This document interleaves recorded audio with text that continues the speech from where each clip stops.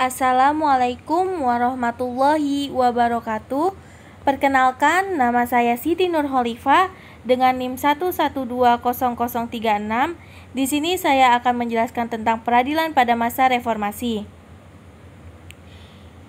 Yang pertama yaitu pedoman kode etik perilaku hakim.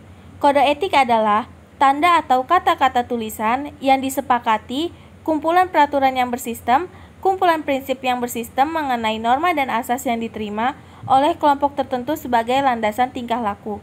Kode etik dan atau pedoman perilaku hakim adalah panduan dalam rangka menjaga dan menegakkan kehormatan, keluhuran martabat, serta perilaku hakim dalam menjalankan tugas profesinya dan dalam hubungan kemasyarakatan di luar kedinasan. Selanjutnya yaitu 5 prinsip yang harus dijadikan pegangan bagi hakim secara universal. Yang pertama yaitu independensi atau independence principle, yang kedua yaitu ketidakberpihakan atau impartiality principle, yang ketiga yaitu integritas atau integrity principle, yang keempat yaitu kepantasan dan kesopanan atau propriety principle, dan yang kelima yaitu kesetaraan atau equality principle. Kemudian, prinsip dasar kode etik dan pedoman perilaku hakim diimplementasikan dalam 10 aturan sebagai berikut.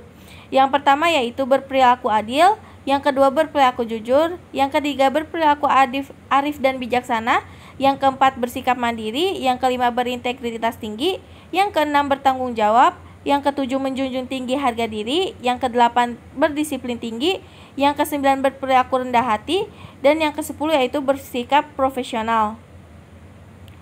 Lalu, perbuatan yang dilarang dan tidak boleh dilakukan oleh hakim yaitu hakim dilarang memberikan kesan mengistimewakan sepihak, hakim dilarang melakukan tawar-menawar putusan, hakim tidak boleh meminta ataupun menerima, hakim dilarang menggunakan wibawa jabatan sebagai hakim, dan yang terakhir yaitu hakim dilarang menggunakan wibawa pengadilan untuk kepentingan pribadi, keluarga, atau pihak ketiga lainnya. Selanjutnya yaitu mediasi di pengadilan agama. Takdir Ahmadi yang mendefinisikan mediasi sebagai langkah yang diambil seseorang untuk menyelesaikan perselisihan antara dua orang atau lebih dengan jalan perundingan sehingga menghasilkan sebuah perdamaian. Mediasi merupakan proses negosiasi pemecahan masalah di mana pihak luar yang tidak memihak dan netral bekerja dengan pihak yang bersengketa untuk membantu mereka memperoleh kesepakatan perjanjian dengan memuaskan. Lalu, hukum di era reformasi. Hukum yang berlaku di Indonesia adalah hukum atau peraturan perundang-undangan yang didasarkan kepada landasan ideologi dan konstitusi negara Indonesia, yaitu Pancasila dan Undang-Undang Dasar 1945, atau hukum yang dibangun atas kreativitas yang didasarkan atas cita rasa dan rekayasa bangsa sendiri. Sehubungan dengan itu, hukum Indonesia sebenarnya tidak lain adalah hukum yang bersumber dari nilai-nilai budaya bangsa yang sudah lama ada dan berkembang sekarang.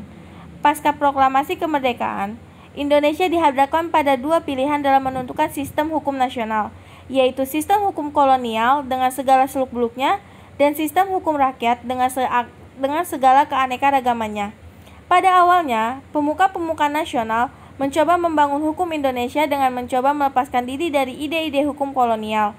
Akan tetapi, dalam kenyataannya berakhir dengan pengakuan bahwa proses realisasinya ternyata tidak sesederhana model-model strategik dalam doktrin. Mungkin cukup sekian yang dapat saya sampaikan, kurang lebih saya mohon maaf. Billahi taufiq wal hidayah. Wassalamualaikum warahmatullahi wabarakatuh.